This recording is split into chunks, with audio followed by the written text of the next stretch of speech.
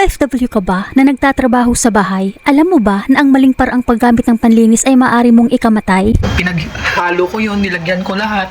Then habang naglilinis ako, hindi ako makahinga. Isang OFW ngayon ang nagbahagi ng kanyang karanasan para hindi sapitin ng mga nanay, lalo na ng mga kababayan nating domestic worker, ang kamuntikang trahedya sa loob ng banyo. Ibinahagi ko ito sa inyo ang video ni Kabayan para malaman nyo mismo kung gaano kadelikado ang sitwasyong ito. Marami kasi sa atin, sa kagustuhan mapaputi ng gusto ang sahig ng CR o matanggal ang bara sa lababo, ay pinaghalo ang Zonrox at Mr. Muscle. Pero ang hindi alam ng iba na ang simpleng paghahalo nito ay parang paggawa ng laso na pwedeng pumatay ng isang tao sa loob lang ng ilang minuto.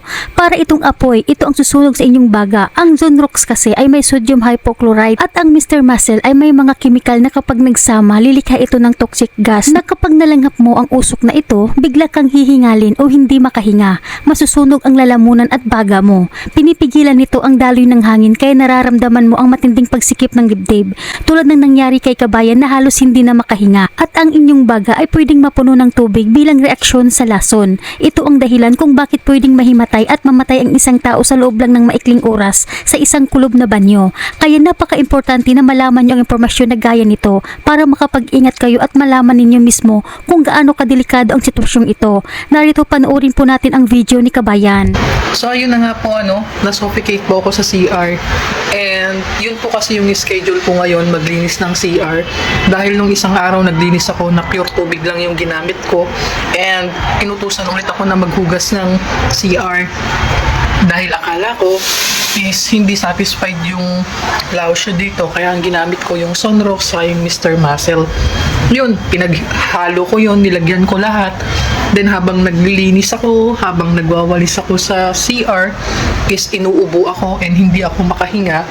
Tapos ang hindi ko alam kung bakit ko naisip na ilak yung CR. Dati nung naglinis ako, nakabukas yun. Kaya ang ginawa ko, nilak ko yung CR. Kaya paalala mga kababayan, huwag na huwag po kayong maglalak ng pinto ng CR o banyo habang kayo ay naglilinis. Bakit? Dahil kung sakaling aksidente ninyong malanghap ang matapang na usok at kayo ay mawala ng malay o mahimatay, mahihirapan ang ibang tao na sakluluhan o ilabas kayo agad. Sa ganitong sitwasyon, bawat segundo ay buhay ang nakataya. Mas mainam na laging bukas ang pinto o bintana para may daloy ng hangin at para madali kayong mapuntahan kung sakaling magkaroon ng emergency. Tapos, ubo ako ng ubo.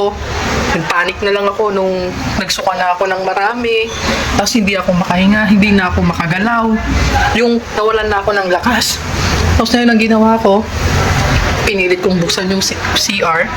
Tapos nung nabuksan ko siya, naupo ako, nag-relax ako, pero ubo pa rin ako ng ubo. Walang nakaka-notice sa akin. Ang ginawa ko, kumuha ako ng yelo. Hindi ako makakuha ng yelo. Hindi talaga, kasi lalagay ko sana sa bunganga ko. Hindi ako makakuha. Ngayon ang ginawa ko, kumuha ako ng tubig. Nilagyan ko ng yelo. Dinakot ko na yung yelo, nilagay ko sa inumin ko. Pero naghugas ako ng kamay para naman hindi madamay yung ibang yelo pa kung may germs yung kamay ko. Tapos nung uminom ako ng ganon, akala ko okay na after 5 minutes. Medyo nawawala yung ubo ko. Pero nandito pa rin yung ano ko, yung parang gumuguhit dito sa ano. Ang sakit! Grabe. Tinapos ko yung trabaho ko. Tapos nung tinapos ko na doon na, grabe, inatake na ako ng ubo, inatake na ako ng sakit ng ulo, ng hilo, hanggang sa nakapunta ako dito sa room. Sabi ko, meron ba kayong Thai Chow? Hindi pa nila alam yung Thai Chow. Hiningi ko lang kasi to. Sabi ko, yung ganun o. Sabi ko nga, pero nangihina na ako. Tapos binigay nila sa akin to. Hindi nila magets. Fade Chow, sabing ganun. Ayun, binigyan ako. Tapos na-notice nung isang kasama namin na iba na yung kulay ko. Iba na yung nararamdaman ko. Kaya yun, hanggang ngayon, iba pa rin yung nararamdaman ko. Parang nagre-recover pa rin ako ngayon dito sa room.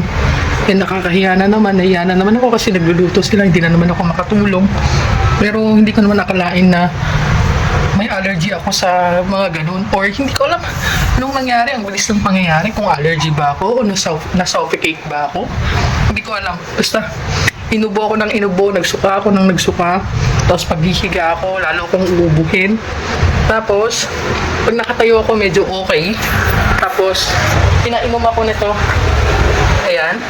Tapos, pinainom ako nito. Tapos, ayan. May ginger dito. Pinainom din ako, nilutuan ako. So, ngayon ko lang naman na ang bait ng Indonesian na tumulong sa akin. Hindi ko alam kung paano ako gaganti sa kanya. Tingnan nyo, pag nagsasalita ako, hinihingal pa ako. Diyos ko, hindi ko pa kaya. Mag-recover muna ako. Babay muna. Kaya magsilbing babala po sa atin lahat itong nangyari kay Kabayan. Huwag natin hayaan dahil lang sa maling paglilinis ay hindi tayo makauwi sa ating pamilya. Tandaan, isang chemical lang dapat. Kung gagamit ng Zunrox, huwag haluan ng iba. Kung gagamit ng Mr. Muscle, siguraduhin banlaw na ang area. Pakishare po ang video ito, Kabayan, para maging babala sa lahat ng mga OFW sa buong mundo. Dahil ang kaligtasan nyo ang pinaka-importante dahil malayo kayo sa inyong pamilya. Hanggang dito na lamang po, mag-ingat po kayo palagi kung saan man kayo ngayon.